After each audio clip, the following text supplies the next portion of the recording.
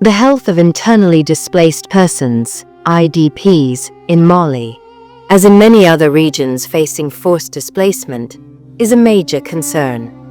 Due to the difficult living conditions in host sites, internally displaced persons, IDPs, are particularly vulnerable to health problems, both physical and mental. Nous menons une étude sur les risques sanitaires des personnes déplacées internes au niveau des sites de Faladier et du site de Niamana. Et sur ces sites, il y a ce qu'on appelle les grabades, c'est-à-dire les parcs à bétail. Et il y a aussi ce qu'on appelle des déchets anarchiques qui sont jetés sur ces sites. Donc nous tentons d'explorer ce qu'on appelle les risques sanitaires des personnes déplacées internes à l'interface de la santé humaine, de la santé animale et de la santé environnementale. In order to tackle this major health challenge, the University Clinical Research Centre, UCRC Mali, in collaboration with the Belgian Institute of Tropical Medicine, ITM, has stepped up to obtain a global and multisectoral response in the context of One Health. Les premiers concernés d'abord, ce sont les personnes déplacées internes et aussi d'autres personnes qui sont concernées, ce sont les organisations non gouvernementales, les ONG qui interviennent sur ces sites qui sont aussi concernés.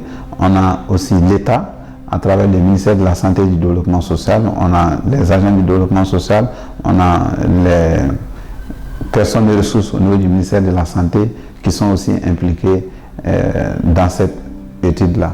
Mais en plus de tout ça, on a aussi les communautés d'accueil. L'objectif visé, c'est d'essayer d'apporter une solution, sinon une part de solution, à tout le travail qui est fait par l'État malien, par le gouvernement malien, par les services compétents pour prendre en compte les besoins sanitaires et minimiser les risques sanitaires de toute la population malienne. The final objective is to improve the health situation of internally displaced persons in order to ensure their well-being. Based on the results of this preliminary phase study, it will therefore be crucial to ensure equitable access to healthcare, promote hygiene and sanitation, and support mental health, while involving the host communities.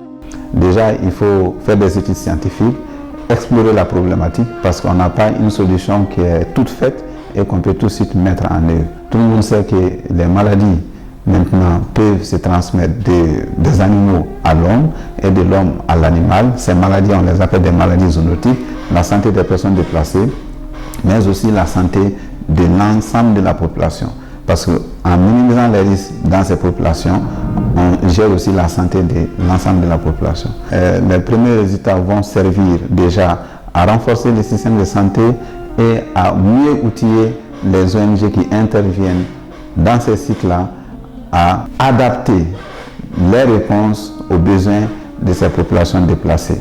Les choses qu'on a apprises sur le plan scientifique, nous allons les disséminer bientôt. Et donc, nous demandons encore un peu de temps parce que c'est de la science, on ne peut pas livrer des résultats dans la précipitation. Nous allons travailler sur les informations que nous avons pu récolter et nous allons revenir vers vous au mois de septembre avec des résultats définitifs. Stay linked to our networks to find out next step.